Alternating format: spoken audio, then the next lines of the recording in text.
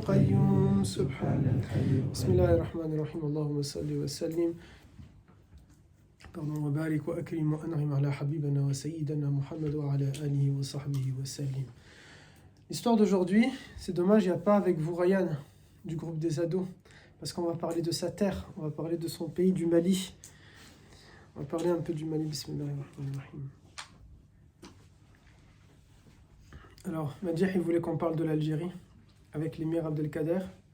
Pas encore. Comme ça parle de l'Algérie, il faut vraiment que je fasse attention pour ne pas qu'on m'en tienne rigueur. Il faut que je donne vraiment la véritable histoire de l'émir Abdelkader, qui est un grand personnage de l'Algérie, qui fait partie de leur histoire. Sinon, ils ne vont pas être contents, les Algériens, après, si je veux bâcler leur histoire. Mais là, Ryan, ça va, il ne va pas trop m'en tenir rigueur normalement, mais il n'est pas présent. On va parler de Mansa Moussa, qui est un personnage qui est né vers la fin du XIIIe siècle, 1280 de notre ère. Donc l'histoire, elle se passe plutôt au niveau du XIVe siècle, n'est-ce pas, de notre ère, quand il devient adulte. Mansa Moussa, d'abord, il n'était pas censé exister dans l'histoire avec un grand H, il n'était pas censé être très connu, parce que c'était son frère qui était un dirigeant, il dirigeait un petit empire, pas très très grand, mais dans l'actuel Mali, ok. Et il était très ambitieux, son frère. Tellement ambitieux qu'il a décidé de prendre une barque, vous savez, les barques de pêcheurs et tout ça, et il s'est dit, je vais prendre ma barque et je vais avancer dans l'Atlantique aussi loin que possible pour voir est-ce qu'il y a une terre à l'autre bout. Avec cette ambition, amener l'islam le plus loin possible. On dit qu'il est descendant de Abu Bakr, radiallahu anhu, et avec toujours cette même énergie, cette même volonté de faire da'wa. Et l'islam est arrivé jusqu'aux côtes atlantiques de l'Afrique, et maintenant il faudrait aller un peu plus loin, si vraiment il y a une terre plus loin. Et on n'a plus eu de nouvelles de lui. Plus aucune nouvelle du frère de Mansa Moussa. Est-ce qu'il est arrivé avant Christophe Colomb en Amérique? Allahu a'lam, peut-être. Est-ce qu'il n'est pas arrivé, il est mort en route? Peut-être. Est-ce que finalement le vent l'a amené vers le bas de l'Afrique, vers le haut de l'Afrique, vers l'Europe? Allahu a'lam, plus personne n'a eu des nouvelles de ce personnage-là. Et Mansa Moussa, il est nommé par son grand frère, lorsque ce dernier s'en va, il est nommé comme étant son proxy, son représentant, son délégué, sur place. Donc au cas où il y arrive quelque chose, c'est lui qui va gouverner. Et en effet, l'absence fait qu'au bout d'un moment, il est intronisé empereur, roi, et après plus tard il va devenir un empereur, parce que tout simplement, la vacance du pouvoir, elle ne peut pas exister, n'est-ce pas? Toute institution, tout État, toute monarchie ne peut pas, doit prévoir plutôt à ce qu'il n'y ait pas de vacance du pouvoir. En France, si le président de la République meurt, c'est qui prend le pouvoir? Non. Oui, il a un point. Ah ouais? Subhanallah. Le président du Sénat prend le pouvoir, ok? Pas le Premier ministre. Le président du Sénat, qui est donc le deuxième homme le plus important de l'État. Comment elle est faite, en tout cas la 5e République. Après, on ne sait pas plus tard comment ça va être fait. Aux États-Unis, si le président décède, qui prend le pouvoir? Le vice-président. Le vice-président, par contre, exactement. Et aux États-Unis, par contre, quand il se présente, c'est un ticket. Il se présente lui et on sait déjà qui est son numéro 2. Au cas où il y arrive quelque chose, on sait qui prendra le pouvoir à sa place. Donc il y a toujours ce problème-là, il doit toujours être posé.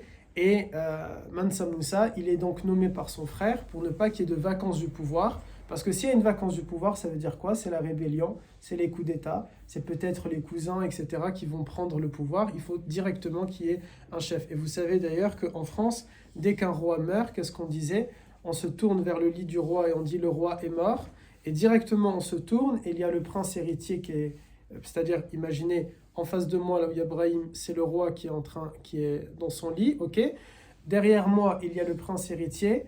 Et moi, je suis le médecin qui constate la mort. Je regarde Brahim en disant le roi est mort. Je me retourne et je me prosterne en disant vive le roi. C'est-à-dire directement, il n'y a pas de temps. Toujours, il y a un roi directement. Ok? Donc Mansa Moussa, c'est dans ce contexte-là qu'il va devenir empereur et roi. Et pour remercier Allah Azza wa Jal de ce que Allah Ta'ala lui a donné, et parce qu'il n'est pas quelqu'un en soi qui aime le pouvoir, mais il est gratifiant de ce que Allah Azza wa Jal lui a donné. Il décide de partir faire un pèlerinage. Et c'est un pèlerinage qui va marquer l'histoire et marquer les esprits. Avant qu'on vienne à ce pèlerinage-là, tout à l'heure dans le cours, on est en train de parler de la nouvelle mode aujourd'hui, de beaucoup de jeunes de cité, de beaucoup d'influenceurs qui font beaucoup de choses qui sont haram, beaucoup de choses que nous considérons en tout cas comme étant haram, pas correctes et pas bien. Ça peut être zina, les relations hors mariage, ça peut être parler mal, ça peut être l'alcool, ça peut être la triche, ça peut être les jeux de hasard, les paris sportifs, etc. Et vous allez les trouver dans la période de Ramadan, ou comme ça dans quelques périodes de l'année, ils partent tous à Mecca, tous faire une Umrah, tous faire un Hajj, n'est-ce pas? Et ils sont en train de vous expliquer que, masha'Allah, vous devriez les regarder avec grande considération parce que eux, ils ont fait la Umrah et que vous, pauvres de vous-même, vous n'avez pas fait la Umrah. Mais en soi, faire la Umrah ou tourner autour de la Kaaba, il faut, ce que certains ont oublié, c'est que Abu Jahl lui-même tournait autour de la Kaaba. La Jahiliya Quraysh tournait autour de la Kaaba. C'est pas nous, musulmans, qu'on a inventé ce tawaf. Tawaf existe depuis Ibrahim alayhi salam. Simplement, la Jahiliya Quraysh, il tourne autour de la Kaaba, pas en disant labbaik Allahumma labbaik, pas en étant en train d'adorer et de craindre Allah Azza wa Jal, mais il tourne avec d'autres intentions, avec d'autres raisons. Et les musulmans d'aujourd'hui, certains, il y a un hadith qui va dans ce sens-là, certains ne tournent pas pour la gloire et l'honneur et les louanges vis-à-vis de Allah Azza wa Jal, mais pour d'autres raisons. Certains, c'est pour qu'on puisse les appeler Hajj, d'autres, c'est pour faire du commerce, d'autres, c'est pour du tourisme. Et d'ailleurs, on le voit aujourd'hui. Qu'est-ce que les gens partent chercher en allant là-bas? Ils ne partent pas se mettre en mode... On va revenir bien sûr sur l'histoire de Mansa Moussa, mais parce que c'est important, parce que toute son histoire est liée à un pèlerinage et un pèlerinage qui est sincère. Et on va voir c'est quoi la récompense d'un pèlerinage sincère. C'est quoi la récompense d'un voyage qui est sincère. Là, aujourd'hui, les gens, lorsqu'ils partent, qu'est-ce qu'ils font? C'est tout simplement le building qui les intéresse. Ce sont les grands hôtels qui les intéressent. C'est de snapper. Je suis toujours frappé, marqué, comment on peut passer son temps. Alors, je vais faire la distinction entre deux types de personnes. Quelqu'un qui est un imam ou un prédicateur, qu'il soit de notre tendance ou pas de notre tendance, qu'il soit radical ou pas radical, peu importe, ok? Mais qu'il part faire un pèlerinage, je ne suis pas choqué en soi que lui, il va snapper tout ce qu'il est en train de faire ou Instagrammer tout ce qu'il est en train de faire parce qu'il est dans le milieu islamique, il est dans le milieu religieux. Du coup, c'est assez logique qu'il parte là-bas et qu'il en parle et qu'il évoque et qu'il le partage. C'est assez logique, même si je ne vais pas avoir leurs idées, peut-être à certains, mais peu importe. C'est son domaine, c'est ce qu'il fait. Et donc, le public qui le regarde actuellement déjà sur Instagram, sur Snapchat ou ailleurs, c'est un public qui sait qu'il parle de l'islam. Donc, c'est quelque chose qui est totalement acceptable et normal. Et souvent, certains d'entre eux, ils ne sont pas à leur première Umrah ou à leur premier pèlerinage. Du coup, on peut comprendre que quand ils y vont, ils vont plutôt passer un temps à essayer d'expliquer aux gens tout ce qu'ils sont en train de voir, plutôt que d'essayer de le vivre pour eux-mêmes. Parce qu'en soi, ils l'ont déjà vécu. Vous voyez? On peut le comprendre. Qu'on l'accepte ou qu'on ne l'accepte pas, peu importe, mais on peut le comprendre. Par contre, quand vous avez un influenceur, quand vous avez un Snapchatter, ou peu importe comment on peut les appeler maintenant, son public, ce n'est pas un public religieux. Parce que le contenu qu'il poste, le contenu qu'il évoque, qu'il dit, il n'est pas religieux. Il parle tout ce que je viens de vous dire, de paris sportifs, de femmes, etc., de sexualité. Il n'est pas en train de parler, de femmes ou d'hommes d'ailleurs, il n'est pas en train de parler d'un contenu religieux. Et puis ensuite, il va aller, il va passer son temps à snapper, tout simplement pour que la tendance, elle augmente, que l'algorithme, il va en sa faveur. Et puis, qu'est-ce qu'il fait sur place? Du tourisme. C'est du tourisme. Comment c'est possible, quand tu vas partir faire un pèlerinage, tu es sur les terres de l'islam, et la seule chose qui t'intéresse, c'est le portable et ce que tu es en train de snapper? Normalement, tu ne peux pas faire ça. Tu dois être focalisé et concentré sur le moment. Qu'est-ce que tu es en train de vivre là? Qu'est-ce que tu es en train de faire là? Et vous avez des personnes, je vous assure, j'ai vu récemment des choses et je vous en ai parlé. Vous avez des personnes qui sont tatouées de la tête aux pieds et qui se prennent en snap en faisant des symboles comme ça, vous voyez, devant la Kaaba. Vous avez des garçons qui sont avec leurs petites copines devant la Kaaba et ils sont en train de se prendre en photo. C'est-à-dire c'est devenu simplement un lieu touristique. C'est la fontaine des Trois Grâces à la Comédie, c'est devenu la tour de Pise, c'est devenu, je ne sais pas, la tour Eiffel, tout simplement c'est devenu ça. Vous avez même maintenant des personnes, j'ai vu quelques photos, qui s'amusent à faire des photos avec la Kaaba, et vous voyez, en la tenant comme ça. Vous voyez? C'est un nouveau concept. De prendre comme ça en photo. Ils ne partent pas pour faire ce pèlerinage-là, qui est sincère, pour se réformer, pour changer, pour se rapprocher d'Allah Azza wa Jal. Lorsque vous savez que la valeur des prières est très importante sur place, lorsque vous savez que vous avez peut-être l'occasion, par exemple pour Ramadan, vous savez, on dit que celui qui fait une Umrah pendant Ramadan, c'est comme une Umrah avec le prophète. Il n'y a pas besoin d'aller à des milliers de kilomètres pour le faire. Restez réveillé le matin, on est dans une nuit impaire de Ramadan. Reste réveillé le matin, entre Fajr et Shuruq, en adoration, en train de lire le Coran. C'est la même récompense que si tu as fait un pèlerinage avec le prophète ou une Umrah avec le prophète selon les versions. Mais si maintenant tu veux aller là-bas, parce que bien sûr c'est important d'y aller, il n'y a pas de mal, là-bas. Mais qu'est-ce que tu es en train de faire là-bas? De la même manière, si tu veux gagner cette Umrah avec le prophète en étant ici à Montpellier, et tu es en train de lire le Coran, mais ton esprit est ailleurs, quelle Umrah tu es en train de gagner? Ou bien tu es, je ne sais pas, avaché sur ton lit, et tu n'es pas avec une tenue correcte, ou dans une position correcte pour lire le Coran. Quelle Umrah tu es en train de gagner? De la même manière, aller jusque là-bas, dépenser de l'argent et un impact écologique, etc. Et à la fin, tu es parti pour snapper, tu es parti pour Instagrammer, etc. Quel impact? Ne soyez jamais impressionné par ce que vous êtes en train de voir. C'est rien. Tourner autour de la Kaaba, beaucoup l'ont fait. Maintenant, je ne suis pas en train de dire qu'on ne doit pas partir faire la Umrah ou le Hajj. Ne me faites pas dire ce que je n'ai pas dit. Mais dans quelles conditions vous allez y aller? Le jour où vous allez y aller, dans quelles conditions vous allez y aller? Pour faire quoi? J'ai presque envie de vous dire, à quoi ça sert que Amin il nous raconte à tout le monde qu'il est parti faire la Umrah? Pour que tout le monde comprenne que la Umrah c'est important? Tout le monde sait que c'est bien de la faire, n'est-ce pas? À quoi ça sert que Reda, quand il est sur place, il va mettre un poste, un deuxième poste, un troisième poste?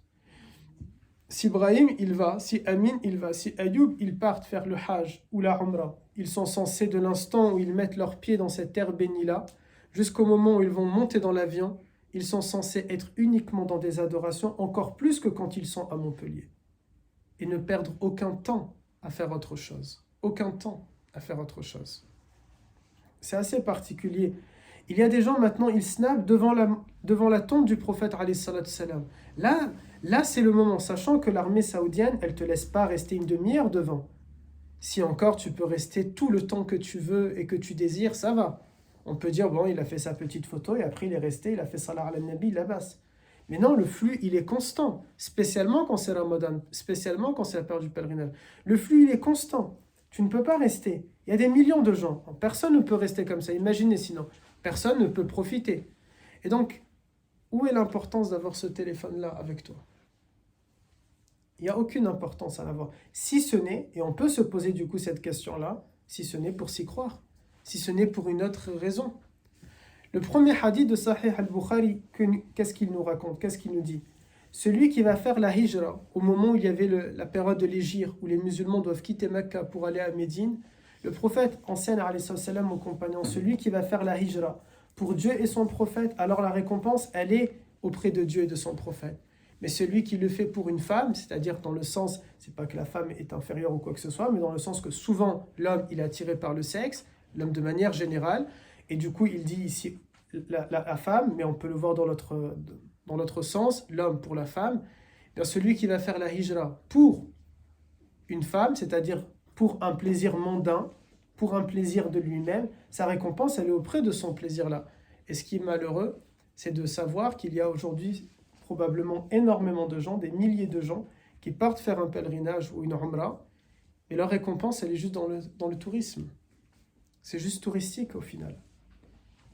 Et puis ils peuvent vous faire de grands discours en vous racontant l'importance d'être sur place. Je ne suis pas sûr qu'ils aient eux-mêmes vraiment compris l'importance d'être sur place. Ça, j'en doute énormément. Un pèlerinage ou une umrah, elles doivent être pour Allah Azza wa Jal et de manière sincère. Ne soyez pas impressionnés par leur umrah et par leur pèlerinage. Et quand vous allez le faire, ne le faites pas de la même manière que eux. Faites-le de la manière sincère, d'une manière correcte, d'une manière pieuse, d'une manière où vous êtes déconnecté. Il n'y a que vous et Allah Azza wa Jal. C'est cette parole qu'on fait parfois dans le dhikr. Ma fi qalbi ghayrullah, la ilaha illallah. Il n'y a dans mon cœur rien d'autre que Allah. Il n'y a que Allah. Il n'y a de Dieu que Allah. Tout simplement. Mansa Moussa, il comprend ce genre de pèlerinage sincère. Il décide de partir faire un pèlerinage et il décide de ne pas y aller seul parce que c'est un roi, bien sûr, et qu'il a les moyens. Il prend avec lui 60 000 personnes. 60 000 personnes et leur dit, vous allez faire le voyage avec moi. Tout frais payé. Et il va prendre dans différents chameaux 10 tonnes de métaux précieux. 10 tonnes d'or, d'argent, différents métaux précieux qu'on pouvait trouver à ce moment-là. Il fait le voyage, et le voyage à l'époque, il n'est pas comme maintenant, c'est pas dans un avion et c'est rapide. On parle de plusieurs mois pour faire, imaginez, de Bamako jusque Mecca, des côtes atlantiques jusque en Arabie, en Mésopotamie. C'est un long voyage. Et quand il va partir, tout le long, chaque pauvre qu'il va trouver, dans chaque ville qui va s'installer, parce qu'il faut bien sûr s'arrêter un peu, tous les pauvres qu'il va trouver, il va prendre des 10 tonnes, une partie, et il va leur distribuer de l'argent. À tel point que dans son allée, en quelques mois, dans son chemin, il a créé une dévaluation de l'argent de partout dans le monde. Jusqu'en Europe, on a senti cette dévaluation-là de la monnaie, parce que les gens avaient beaucoup d'argent. Et du coup, comme les gens, c'est comme maintenant, si on va tous vous donner d'un coup beaucoup d'argent, c'est pas un message subliminal politique, si on va vous donner à chacun beaucoup d'argent, forcément, que vont faire les premiers commerçants? Tout le monde va vouloir augmenter ses tarifs. Darwa elle-même, peut-être, on va monter la licence. On va se dire, ah tiens, ils ont beaucoup d'argent, masha'Allah, maintenant, ils sont capables de payer. Le coiffeur, il va se dire, bah, on peut le passer à 25 € au lieu de 20 €. Parce qu'ils ont, masha'Allah, de l'argent. Tout le monde va monter ses tarifs. Donc, c'est pour ça qu'on dit souvent en économie, quand on veut aider les gens en leur donnant de l'argent, il faut avoir après un contrôle des prix, limiter l'inflation.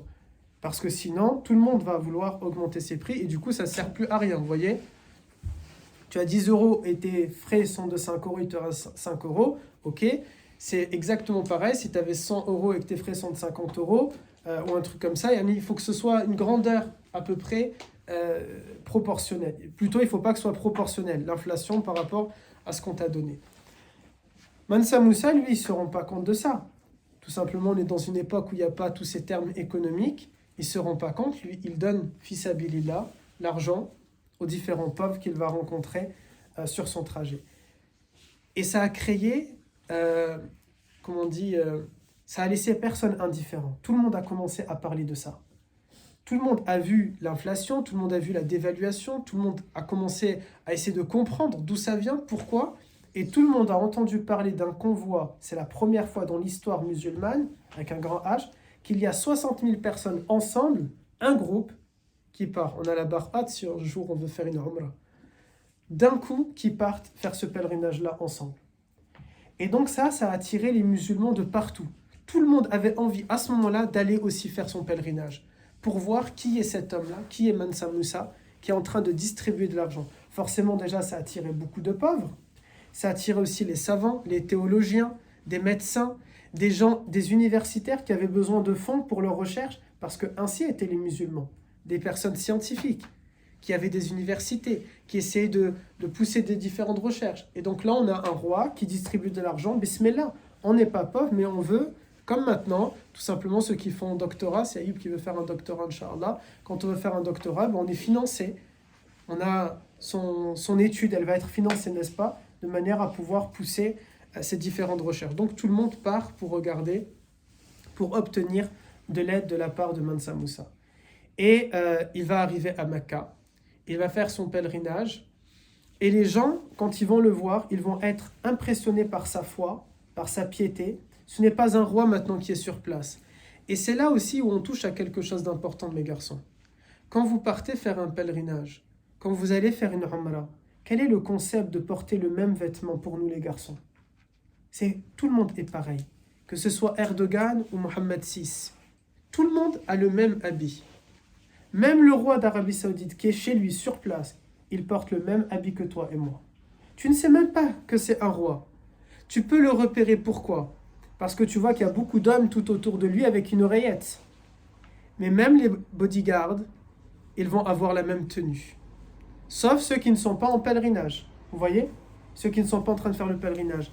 Tout le monde est le même. Ici, il n'y a plus personne. Il n'y a pas un roi. Même le prophète, alayhi salatu salam, il avait la même tenue vestimentaire que ses compagnons pendant qu'ils tournent autour de Mecca. C'est ça le concept, que nous avons tous le même habit, n'est-ce pas? On ne sait pas qui est riche et qui est pauvre. On peut repérer que lui, il est turc, lui, il est arabe, lui, il est pakistanais, à notre visage.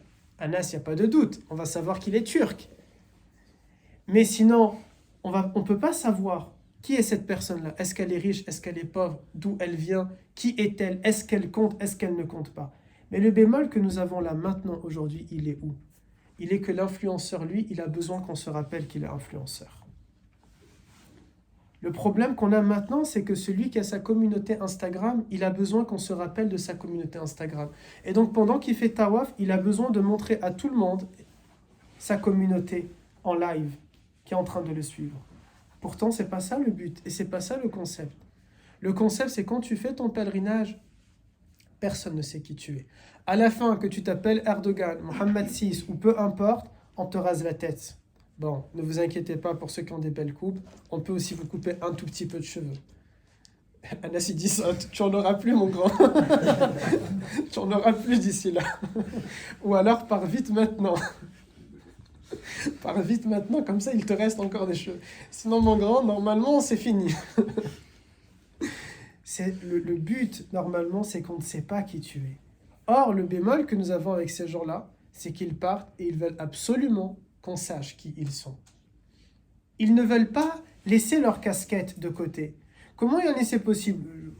Je ne suis pas un grand fan de Mohamed VI, mais quand vous avez un roi du Maroc, ou je ne suis pas fan de tel ou tel président, mais quand vous avez ces gens-là, ces hommes-là, qui sont des hommes de pouvoir, qui ont le vrai pouvoir, c'est pas parce qu'ils ont 2 millions de personnes qui les regardent parce qu'ils sont au chômage et qu'ils font rien de leur vie, ou qui veulent, je sais pas, rien faire de leur vie. Attention, je critique pas ceux qui sont au chômage, mais je vise plutôt des personnes qui veulent rien faire de leur vie. Et à ce moment-là, ils vont simplement s'amuser à regarder en boucle les stories et faire monter le nombre de vues, ou le partager avec leurs amis, etc. Et bien, les hommes de pouvoir, ce sont eux par contre des véritables hommes de pouvoir, eh bien ils ont laissé leur casquette de pouvoir de côté et ils ont décidé de se retrouver avec Allah Azza wa Jalla. Mais le reste, ils ne sont pas en train de faire ça. Attention à ne pas tomber dans ça. Mansa Moussa, lui, c'est un homme pieux. Il laisse de côté sa casquette et les gens ne le reconnaissent pas.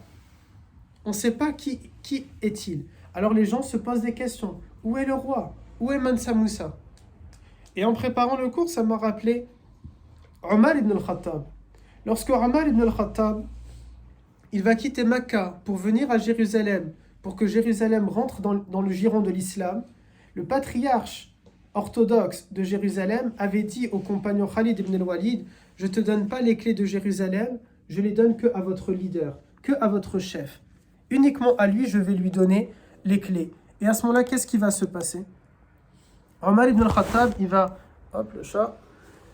Omar ibn al-Khattab, il va faire le voyage pour venir jusqu'à Jérusalem. Et lorsqu'il arrive à Jérusalem, les gens, ils attendent aux portes de la ville. Ils savent, ils se rendent compte qu'il va y avoir... Hop, mettez-moi le portable correctement. Le chat, il est en train de... Bismillah. C'est bon comme ça. Ils vont se rendre compte que quoi? Lorsqu'ils se disent, il va arriver... Le leader de l'islam, le leader des musulmans va arriver. Tout le monde l'attend aux portes de la ville. Et ils ne savent pas, eux, ils s'attendent à quelqu'un qui est en train d'avoir, Ya Allah, le chat, Ya Rab. Pourquoi Il n'y a pas de mal. Il va se calmer. Aswad, arrête.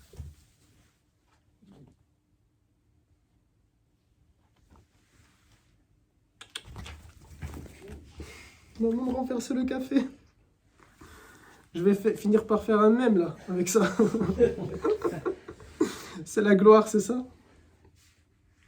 Celui qui va prier ici, il me fait penser qu'il met un tapis. Il m'a bien... Ya Rab. Aswad, arrête. Ayoub, viens le prendre s'il te plaît. Je peux le prendre si vous voulez. Prends-le. Fais attention à toi.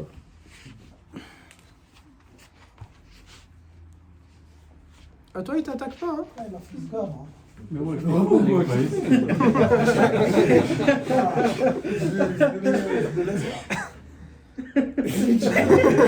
Ça me dérange pas, moi. Mais eux, ça les dérange. Viens, tu fais peur à Elias.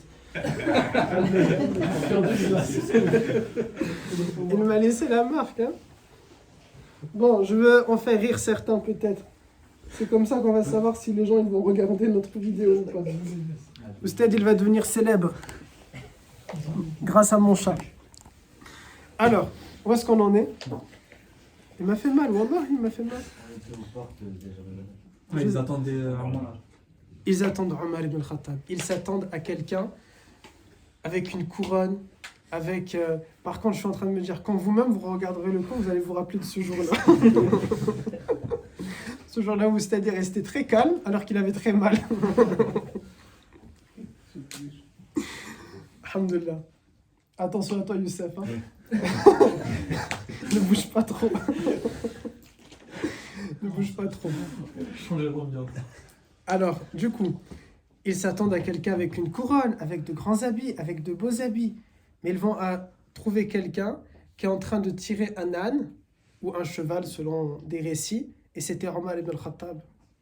C'était lui. Avec des vêtements, on dit, dans certains, on dit avec 17 morceaux de couture différentes. Parce que dès que ça se trouve, il ne va pas racheter un nouvel habit, mais il va recoudre un nouveau morceau d'habit dessus. Vous voyez?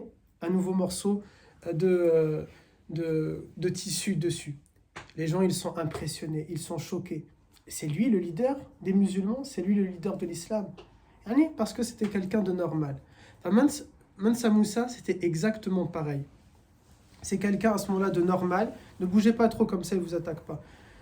C'est quelqu'un, il va monter là sur la fenêtre, je pense. C'est quelqu'un de normal et les gens ne savent pas qui est-il, à quoi il ressemble, donc ils veulent essayer de le voir. Et puis ils commencent à parler avec lui, des savants parlent avec lui, ils sont impressionnés par lui et ils décident de faire le chemin retour avec lui.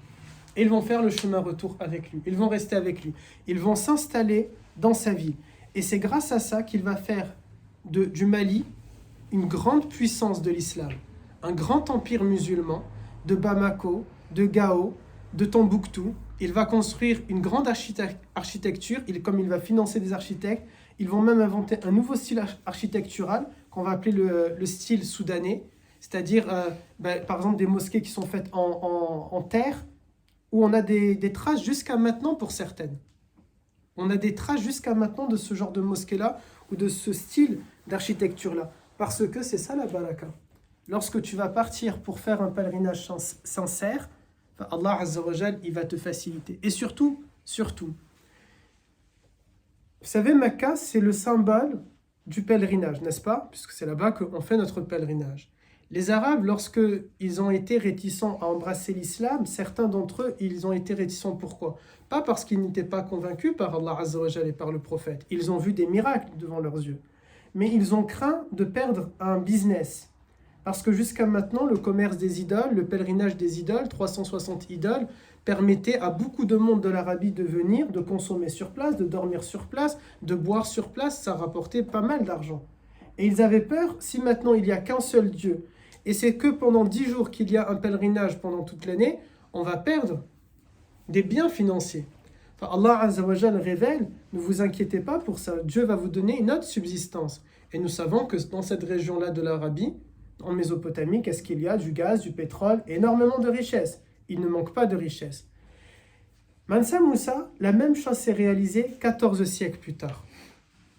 Il part en distribuant de l'argent, ne se souciant pas, lui, de son argent. Il veut tout distribuer pour remercier Allah Azza wa Jal.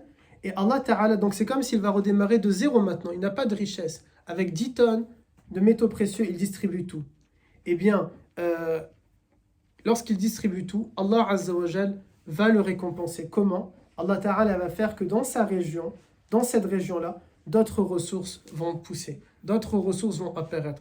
Et nous savons que la Corne de l'Afrique, c'est un endroit avec pas mal de ressources naturelles, avec pas mal de ressources. Parce qu'un jour, leur ancêtre a été capable de tout distribuer, fi sabilillah. Et là, on revient, lorsque je vais donner pour Allah Azza wa Jal avec une bonne intention, voilà qu'est-ce qui peut se passer. Voilà le genre de miracle. Bien sûr, ne vous attendez pas à ce que ce soit une règle. C'est pas parce que tu as donné que Allah Ta'ala doit te donner. Allah Ta'ala ne nous doit rien, bien sûr. Et ça dépend lorsque tu dois plutôt te dire, si j'ai donné et j'ai pas eu en retour, peut-être quand tu as donné, ce n'était pas sincère. Peut-être tu as donné avec cette idée-là de business pour avoir davantage. Peut-être tu as donné, mais parce que tu penses que, astaghfirullah, Allah Azza wa Jal, il t'est redevable de quoi que ce soit. Et du coup là, il y a un bémol et un grand problème. Mansa Moussa, il a été l'objet de beaucoup d'écrits à son sujet. Là aussi, c'est du coup des livres que vous pouvez lire. Et certains ont même considéré, certains historiens européens ont même dit que c'est le voyage qui a le plus marqué l'histoire. C'est un voyage qui a le plus changé le cours de l'histoire parce qu'un voyage, il a créé une crise économique de 10 années dans le monde entier. En Afrique, en Arabie, en Asie et aussi en Europe. Voilà pour l'histoire de Mansa Moussa. Des questions ? Non? Alhamdulillah. On va dire qu'on a la barre haute maintenant pour le voyage. Inch'Allah. Alhamdulillah.